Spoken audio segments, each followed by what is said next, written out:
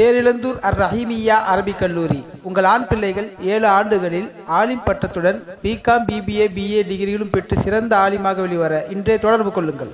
ஆஃபீஸில் ஆசி முகமது யஹ்யா தாவூத் ஹதரத் அவர்கள் முதல் நூருல் இஸ்லாம் அரபிக் கல்லூரி அவர்களை உரையாற்றுமாறு அன்போடு கேட்டுக்கொள்கிறேன்.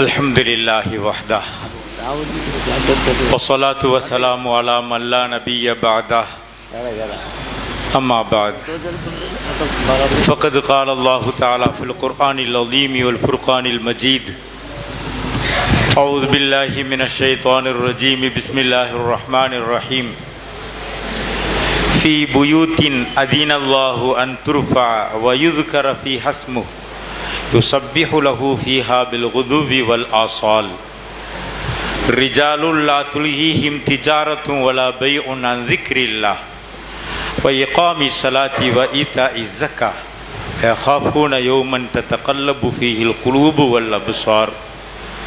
ஸதகல்லாஹுல் அஸீம்.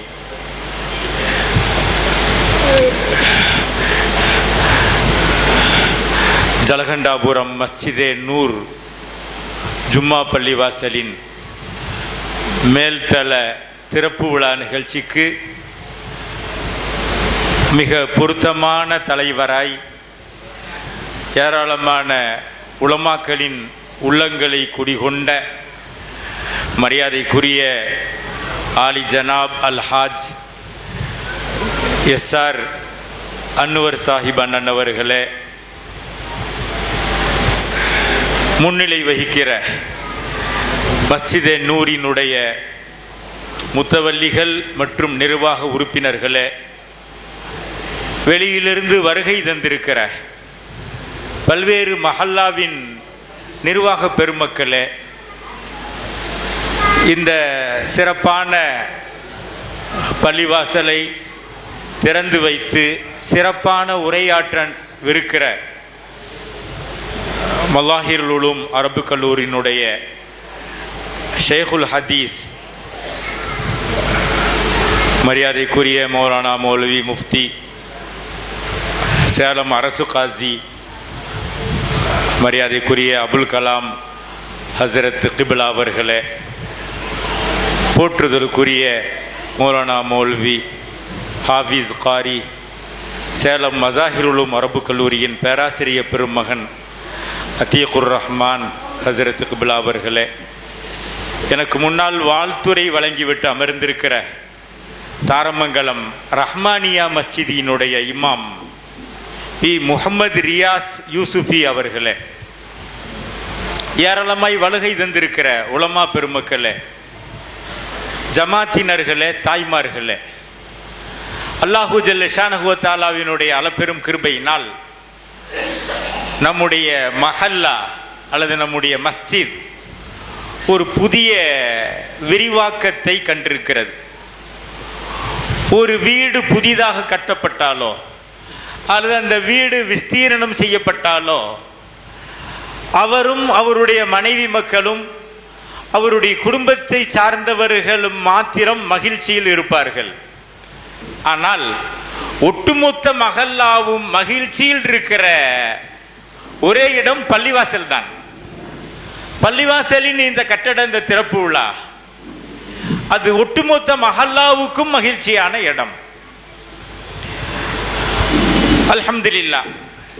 இந்த பள்ளிவாசலை கட்டி எழுப்பி இருக்கிற முத்தவல்லி உள்ளிட்ட நிர்வாக பெருமக்களும் அவர்களுக்கு ஒத்துழைப்பு வழங்கிய ஜமாத்தினர்களும் நிச்சயமாய் பாராட்டுக்குரியவர்கள், மகத்தான நன்மைக்குரியவர்கள் என்பதில் சந்தேகமில்லை. யார் ஒருவர் அல்லாஹுடைய திருப்பொருத்தத்தை நாடி ஒரு பள்ளிவாசலை கட்டி எழுப்புகிறாரோ அல்லாஹு ஜல்ல ஷானஹு வ தஆலா நாளை மறுமையிலே அவருக்கு சொர்க்கத்தை கட்டி எழுப்புகிறான் அல்லது சொர்க்கத்திலே ஒரு மாளிகையை கட்டி எழுப்புகிறான் என்று ஹதீசுகளிலே வந்திருப்பதிலிருந்து இந்த பள்ளிவாசல் கட்டுமானத்தில் தங்களை ஈடுபடுத்தி கொண்ட அத்தனை பேருக்கும் அல்லாஹு ஜல்ல ஷானஹு வ தஆலா சொர்க்கத்திலே உயர்ந்த மாளிகையில் வைத்திருக்கிறான் என்ற நல்வாழ்த்தோடு சில விஷயங்களை நான் உங்களிடம் பகிர்ந்து கொள்ள ஆசைப்படுகிறேன். பள்ளிவாசல் அல்லாஹ்வுக்கு பிடித்தமான இடம். பள்ளிவாசல் அஹப்புல் பிலாதி இலல்லாஹ் மசாஜிதுஹா, இறைவனுக்கு மிக வெறுப்பான இடம் கடைவீதி. பள்ளிவாசல்கள் ஆன்மீக மருத்துவமனைகள். உச்சியிலிருந்து உள்ளங்கால் வரை இருக்கிற உடலியல் நோய்களுக்கு அல்ல. விரோதம், குரோதம், பெருமை, பொறாமை, கோழைத்தனம், கஞ்சத்தனம் போன்ற உளவியல் சார்ந்த நோய்களுக்கு சிகிச்சை அளிக்கும் இடம் பள்ளிவாசல்.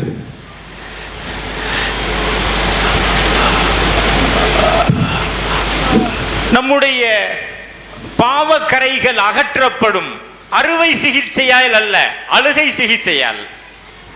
அல்லாஹ்விடம் அழுது மன்றாடுவதால் நாம் அப்பழுக்கற்றவர்களாக மாறிவிடுவோம்.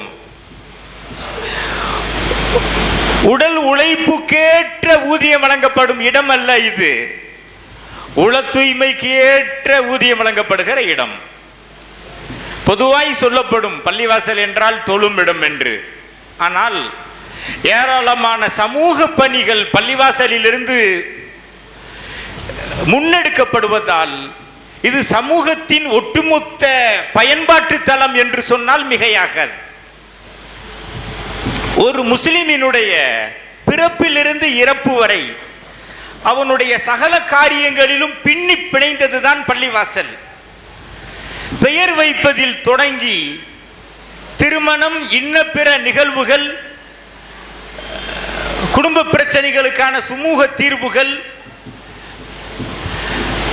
சொத்து பிரச்சனைகளுக்கான சரியான வழிகாட்டல்கள் என மௌத்து வரை, கருவிலிருந்து கபரு வரை ஒரு முஸ்லிமுக்கும் பள்ளிவாசலுக்கும் நெருங்கிய தொடர்பு இருக்கிறது, பிரிக்க முடியாத தொடர்பு. எனவேதான் நபிகள் பெருமானார் ஸல்லல்லாஹு அலைஹி வஸல்லம் அவர்கள் மதீனாவிற்குள் நுழைந்ததும் அவர்கள் கட்டி எழுப்பியதும் குபா மஸ்ஜிதை. ஒரு சமூகத்தினுடைய, ஒரு மஹல்லாவினுடைய வனப்பும் அதனுடைய மேன்மையும் அங்கிருக்கிற பள்ளிவாசல்கள் எவ்வளவு வனப்புடனும் மேன்மையுடனும் இருக்கிறது என்பதை பொறுத்துத்தான் அமைந்திருக்கிறது.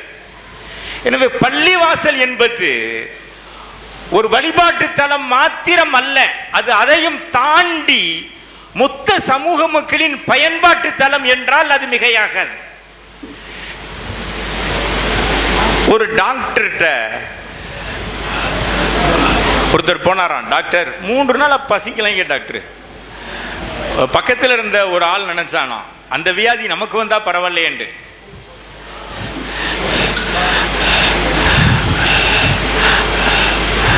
இந்தியா ஒளிர்கிறது என்ற கோஷத்துக்கு மத்தியில் இந்தியா கும்மிருட்டில் மிகப்பெரிய செல்வ செழிப்புக்கு அடியில் வறுமை கோர தாண்டவம் ஆடுகிறது. விவசாயி உடுத்த உடை இருக்காது, உணவு இருக்காது, நெசவாளி உடுத்த உடை இருக்காது, கட்டுமான பணியாளராக இருப்பார், ஆனால் சொந்த வீடு இருக்காது. இதுதான் இந்தியா ஒளிர்கிறது என்ற கோஷத்துக்கு மத்தியில் இந்தியா வறுமையில். இந்தியாவின் சராசரியான மக்கள் தொகை வறுமை கோட்டுக்கு கீழ் இருக்கிற நிலையில் இஸ்லாமியர்களின் வறுமை கோடு குறித்து நாம் முறையிட தேவையில்லை, சொல்ல தேவையில்லை. தலையை பொத்தினால் கால் தெரியும், காலை பொத்தினால் தலை தெரியும்.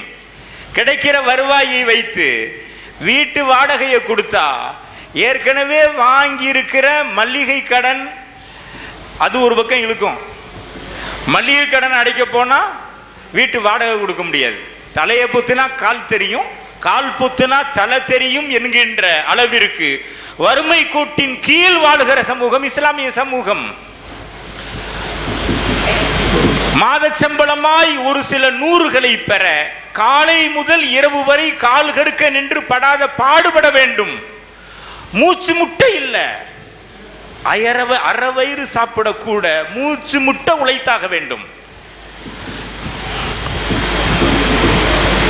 ஒரு சிலர் பெறுகிற ஒட்டுமொத்த மாத சம்பளம் ஒரு சில அரசு ஊழியர்களின் ஒரு நாள் சம்பளத்திலும் குறைவு. சிலருக்கு நாள்தோறும் பிரியாணி, ஒரு சிலருக்கு ஆண்டுக்கு ஒரு தடவை கூட பிரியாணி கிடைப்பது அரிது. சமூகத்தின் வறுமை நிலை குறித்து சொல்லுபவர்கள் தகவல் இது.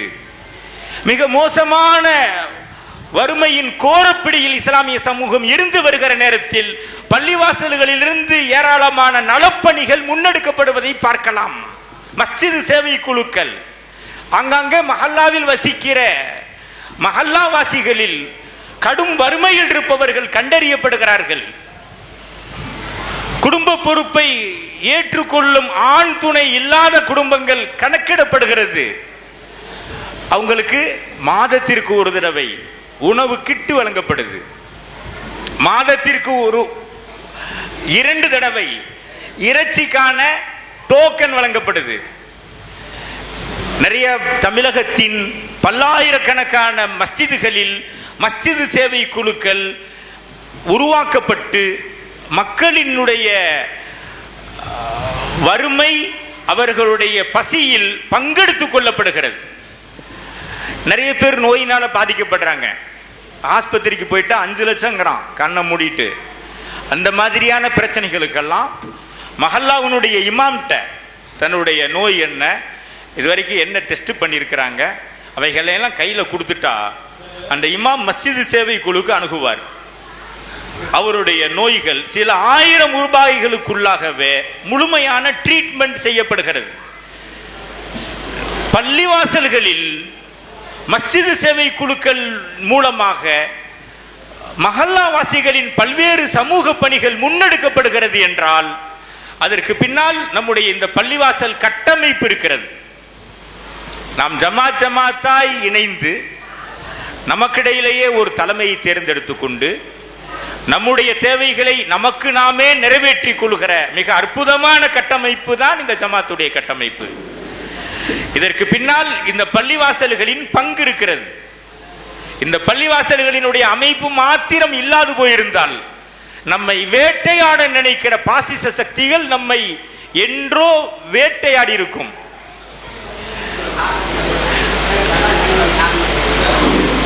இது ஒரு மோசமான காலம். கலாச்சார சீரழிவு, ஒழுக்கக்கேடு எங்கும் வியாபித்திருக்கிற காலம் இது. உலக வரலாற்றில் அறியாமை காலம் என்று ஒன்று இருந்தது. அது நபிகள் பெருமானார் ஸல்லல்லாஹு அலைஹி வஸல்லம் அவர்கள் நபியாக அனுப்பப்படுவதற்கு முந்திய காலம், அறியாமை காலம். அந்த அறியாமை காலத்தில் இருந்த அத்தனை பாவங்களும் இன்றும் கோரத்தாண்டவம் ஆடுவதை பார்க்கலாம். புனித இல்லமான காபாவுக்குள் கற்சிலைகளை நிறுவி குலதெய்வங்களாய் பூஜித்து வந்தார்கள். சின்ன சின்ன பிரச்சனைகளுக்கும் நீண்ட காலம் அடித்துக் கொள்வார்கள். உயிரினங்களை வதை செய்தார்கள். பெண் சிசுக்களை உயிருடன் புதைத்தார்கள். புனித இல்லமான காபாவை ஆடை இல்லாமல் அமனமாய் வலம் வந்தார்கள். மது அருந்துவதும் பரிமாறுவதும் அவர்களிடத்தில் பெருமைக்குரிய செயல். எதிரியின் மண்டை ஓட்டில் மது அருந்தும் கல்நெஞ்சம் படைத்தவர்கள். உலக வரலாற்றில் இப்படி ஒரு மோசமான சமூகம் தோன்றியதில்லை என்று இருந்த அந்த சமூகம், அந்த வரலாறை தான் உலகம் அறியாமை காலம் என்று சொல்லுகிறது. அந்த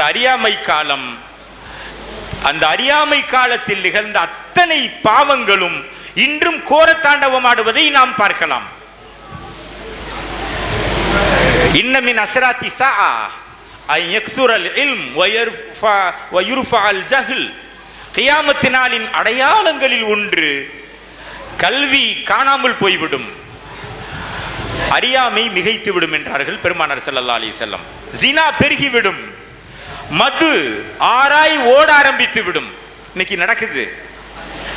முந்தைய தீபாவளியினுடைய சேல்ஸ அடுத்த தீபாவளி சேல்ஸ் தான் முறியடிக்குது இல்லையா? டாஸ்மாக்கு கொடி கட்டி பறக்குது. ஒரு ஊர்ல 600 குடும்பம், 300 பேர் குடிகாரர்கள் இருக்க பர்சன்டேஜ் அதிகமாகுது.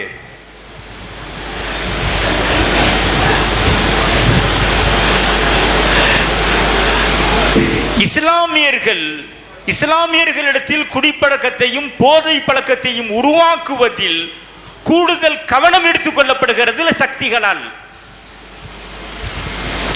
ஒரு 500 ரூபாய்க்கு அல்லது 100 ரூபாய்க்கு அந்த போதை பொருட்களை கொடுக்கிறது, அவன் அடிமையாயிருவான். அப்புறமா அதை 500 ரூபாயா மாத்துறது, 1000 ரூபாயா மாத்துறது. வசதி இருக்கிறவன் வந்து அதை வாங்கி பயன்படுத்துவான், வசதி இல்லாதவன் கெஞ்சுவான், எனக்கு கொடு, எனக்கு ஒன்று கொடு, கெஞ்சுறான். அவன் பயன்படுத்துறான், உனக்கு ஒன்று தருனேன், இந்த 10 கையில் பிடிச்சிக்க, 9 நீ சேல்ஸ் பண்ணிட்டு 1 எடுத்துக்கங்கிறான். போதை பழக்கத்திற்கு அடிமையாக்குவதை தாண்டி சமூக இளைஞர்களை சேல்ஸ்மேன்களாக மார்க்கெட்டிங் பண்றவனா மாத்துறான் என்றால் இந்த சமூகம் யோசித்து பார்க்க வேண்டிய தருணத்தில் இருக்கிறோம். மிக மோசமான ஒழுக்க சீரழிவு, கலாச்சார சீரழிவு, எங்கு பார்த்தாலும் பாவங்கள் சூழ்ந்திருக்கிற காலம், கை கெட்டும் தூரத்தில் பாவம், கைகளுக்குள்ளேயே பாவங்கள் வந்துவிட்ட மிக மோசமான காலம் இது. இந்த மோசமான காலத்திலும்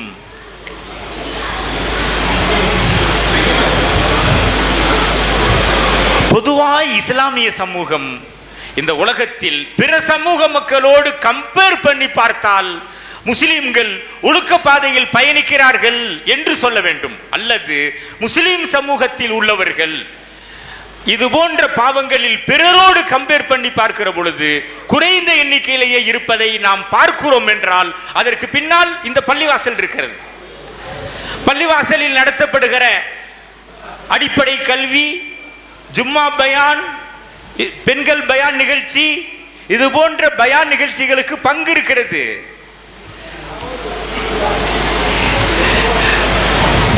எங்கு பார்த்தாலும் விவாகரத்து. ஒரு காலத்துல எங்கோ யாரோ ஒருத்தர் ஒரு ஊர்ல விவாகரத்து பண்ணாருன்னு கேள்விப்பட்டிருப்போம். நான் இத்தோடு முடிக்கிறேன். எங்கோ யாரோ ஒருத்தர் ஏதோ ஒரு ஊர்ல விவாகரத்து பண்ணிட்டாரு. இப்ப வீட்டுக்கு வீடு விவாகரத்து. குடும்பவியல் நீதிமன்றங்களை நோக்கி பட்டம் படிப்பு படித்தவர்களின் படையெடுப்பு, அணிவகுப்பு. சொல்ல போனால் விதவைகளை விட, கணவனால் கைவிடப்பட்ட பெண்களை விட விவாகரத்து செய்யப்பட்ட பெண்களின் எண்ணிக்கை அதிகம் என்கிறது ஒரு குறிப்பு. உண்மைதான். ஆனால் பிற சமூக மக்களோடு கம்பேர் பண்ணி பார்க்கிற பொழுது இஸ்லாமிய சமூகம் தான் இந்தியாவில் குறைந்த விவாகரத்து உள்ள சமூகம் என்று நாம் மாறுதட்டி கொள்ளலாம். அதற்கு பின்னால் இந்த பள்ளிவாசலின் பங்கு இருக்கிறது. பள்ளிவாசல்கள் சமூக மக்களின் அனைத்துக்குமான பயன்பாட்டு தலம், வணக்கத்தலம் மாத்திரம் அல்ல. அதில் மக்களின் பல்வேறு தேவைகள் நிறைவேற்றப்படுகிறது. அதில் மக்களின் கல்வி, நல்லொழுக்கம் சார்ந்த அடிப்படையான தேவைகள் அனைத்தும் பள்ளிவாசலின் மூலமாக நிறைவேற்றப்படுகிறது. எனவே இந்த பள்ளிவாசலோடு நாம் எந்த அளவிற்கு தொடர்பு வைத்திருக்கிறோமோ அந்த அளவிற்கு தான் நாமும் நம்முடைய குடும்பமும் நம்முடைய ஊரும் செழிக்கும். அது ஒழுக்கமான பாதையில் மகிழ்ச்சியான ஒரு வாழ்க்கையில் பயணிக்கும் என்பதை நாம் நினைவில் வைத்துக் கொள்ள வேண்டும். எவ்வளவு தூரம் பள்ளிவாசலோட தொடர்பில் இருக்கிறோமோ அந்த அளவு ஒருவருக்கொருவர் பாசத்துடனும் நேசத்துடனும் இருக்கலாம். என்னுடைய ஆசிரியர் பெருந்தகை அல்லாமா மருஹூம் எம்.எஸ். உமர் ஃபாரூக் தாவூதி ஹசரத் கிப்லா அவர்கள் அடிக்கடி சொல்லுவாங்க, ரசூலுல்லாஹி ஸல்லல்லாஹு அலைஹி வஸல்லம் அவங்க தான் எல்லாரும் ஒற்றுமையா வாழணும்னு சொன்னாங்க. அதுக்கு என்ன வழின்னு சொன்னாங்களாம். அவலா அதுல்லுக்கும் அலா ஷைஇன் இதா ஃபஅல்துமூஹு தஹாபப்தும். ஒரு ஹதீஸ்ல சொல்லுவாங்க, நீங்கள் பரிபூர்ணமான முஃமினாக ஆகாத வரை சொர்க்கத்திற்குள் நுழைய முடியாது. உங்களுக்கிடையில் ஒருவருக்கொருவர் பரிபூர்ண அன்பு காட்டாத வரை நீங்கள் பூரண முஃமினாக ஆக முடியாது என்று கூறிய ரசூலுல்லாஹி ஸல்லல்லாஹு அலைஹி வஸல்லம், அவலா அதுல்லுக்கும் அலா ஷைஇன் இதா ஃபஅல்துமூஹு தஹாபப்தும். நான் உங்களுக்கு ஒரு அமலை சொல்லி தரட்டுமா? அதை நீங்கள் செய்தால் உங்களுக்கு இடையில் பரஸ்பரம் அன்பு பாராட்டுவீர்கள் அப்படின்னு சொல்லுவாங்க. சொல்லிட்டு ஹசரத் அந்தந்த பகுதியில் இருக்கிற ஊர்களை உதாரணமாக காட்டுவாங்க. ஒருத்தர் சேலத்திலேருந்து வர்றாரு, வரும்போது தாரமங்கலத்தில் ஒரு சகோதரர் ஏறுறாருன்னு வைங்க, மறுநாளும் அது மாதிரியே வர்றாரு, மறுநாளும் அந்த இடத்துல அந்த சகோதரர் ஏறுறாரு. ஒரு 4 நாள் ஆகும்போது அவரை பார்த்து புன்முறுவல் பூர்த்துக்கிறார். அவங்களுக்கு இடையில் எதுவும் பேசியிருக்கலாம் மாட்டாங்க. அடுத்து 5ஆவது நாள் வருவார், ஒரு சீட்டு காலியாகும், பக்கத்தில் போட்டுக்குருவார், பாய் இங்கே வாங்கம்பார். இவருக்கு அவருடைய பேர் என்ன, அவருடைய ஊர் என்ன எதுவும் தெரியாது. அவங்களுக்கு இடையில் எந்த சந்திப்புகளும் கூட நடந்ததில்லை. வெறுமன பார்வைகள் மாத்திரம்தான். பஸ்ல இவர் ஒரு பயணி, அவர் அங்க ஏறுறாரு, அவ்வளவுதான். இது மாத்திரம் அவர்களுக்கு இடையில் இனம் புரியாத ஒரு அன்பையும் பாசத்தையும் ஏற்படுத்திடுது. அந்த பாய் அங்க ஏறுவாரு, அந்த சீட் அவருக்கு போட்டுருவோம் என்றால், ஐவேளை இமாம் ஜமாத்தோட தொழுவதற்கு முஸ்லிம்கள் பள்ளிவாசலுக்கு வருவார்களே ஆனால், ஒருத்தர் பெங்களூர்காரராக இருப்பார், ஒருத்தர் சேலத்துக்காரராக இருப்பார், ஒருத்தர் ஈரோடுக்காரராக இருப்பார், ஒருத்தர் திருநெல்வேலியாக இருப்பார். ஆனால் ஒருவருக்கொருவர் அவர்களுக்கு இடையில் அன்பும் பாசமும் அது உருவாக காரணமாக இருக்கும். எனவே ஐவேளை ஜமாத்தோடு நாம் பள்ளிவாசலுக்கு தொழ வருவதன் மூலமாகத்தான் நம்முடைய ஊரை நாம் செழிக்க வைக்க முடியும், நம்மளுடைய குடும்பங்களை நாம் மகிழ்விக்க முடியும். அத்துடனே நம்முடைய குழந்தைகள் அனைவரையும் மஹல்லாவினுடைய மக்தபுக்கு அனுப்பி நம்முடைய மஹல்லாவில் இருக்கிற ஒரு குழந்தை விடாமல் எல்லா குழந்தைகளுக்கும் மார்க்கத்தின் அடிப்படையான கல்வி கிடைக்க வைப்பதில் நம்முடைய குடும்பங்களின் மகிழ்ச்சி இருக்கிறது என்பதை நாம் புரிந்து கொள்வோமாக. அல்லாஹு ஜல்ல ஷானஹு வ தஆலா இந்த பள்ளிவாசலை கட்டுமான பணியில் பங்கெடுத்து கொண்ட அனைவரும் நிச்சயமாக பாக்கியசாலிகள். இறைவன் அவர்களுக்கு சொர்க்கத்திலே இதைவிட மிகச்சிறந்த மாளிகை இறைவன் அவர்களுக்கு வழங்குவானாக என்று கூறி நிறைவு செய்கிறேன். வாஹிர் தாவானா அல்ஹம்துலில்லாஹி ரப்பில் ஆலமீன். அஸ்ஸலாமு அலைக்கும்.